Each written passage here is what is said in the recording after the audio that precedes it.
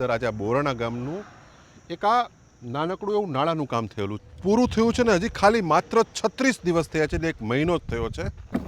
કોના કોના ખિસ્સામાં ગયા હશે એ જિલ્લાનું વહીવટી તંત્ર એ તપાસ કરશે કે કેમ એ હવે સવાલ છે. 2 દિવસ પહેલાં જે અમે લોકો સુજલામ સુફલામના ભ્રષ્ટાચારનો પર્દાફાશ કરવા માટે હું જ્યારે નીકળ્યા હતા ત્યારે રસ્તામાં બોરણા ગામની અંદર મેં તમને એક નાનકડો બ્રિજ અને પુલ બતાવ્યો હતો કે કઈ રીતે આ પુલ માત્ર 30 જ દિવસની અંદર સંપૂર્ણપણે ધ્વંસ થઈ ચૂક્યો હતો. એ બ્રિજ ઉપર હવે રાતોરાત એ કામ ચાલુ થયું છે અને રાતોરાત આ પાપ લીલાને ઢાંકી દેવા માટે એ અમારા તાલુકા પંચાયતના ઇજનેર અને કોન્ટ્રાક્ટર દ્વારા આ પાપને છુપાવવા માટેનું કામ તાત્કાલિક ચાલુ કર્યું છે.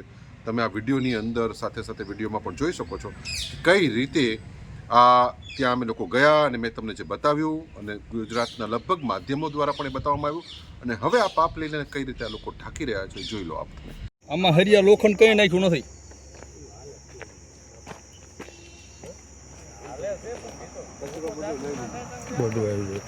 કચરો નાખીને અને બહાર આપણે જોઈ શકીએ છીએ કે જ્યાં રેતી કપચી અત્યારે નાખીને મૂકી છે.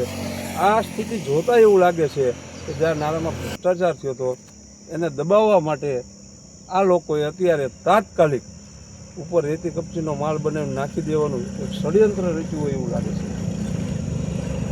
રમત કરી અને નાળું બનાવવાની વાત કરી અને આની અંદર કચરો પાથરી અને આગળ રેતી અને કપચી પડી છે જેને પાથરી અને આ નાળાનું રિપેરિંગ કામ કરી અને સંતોષ માનવાનો અમને એવો લાગે છે કે સંતોષ માની રહ્યા છે.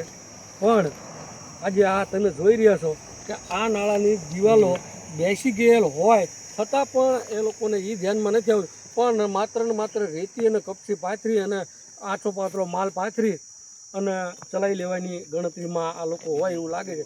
અને એની અંદર પણ ભ્રષ્ટાચાર તો ખરો જ પાછો. એ પાપલીલા કાકવાની અંદર પણ કોઈ નિયમ અનુસાર કઈ રીતે જે કામ કરવાનું હોય કામની જે પદ્ધતિ હોય એ પણ એમાં પાડવામાં આવતી નથી. એક ભ્રષ્ટાચાર ઉપર બીજો ભ્રષ્ટાચારનો લપેડો લગાડવામાં આવી રહ્યો છે. એનું આ જીવતું જાગતું ઉદાહરણ છે.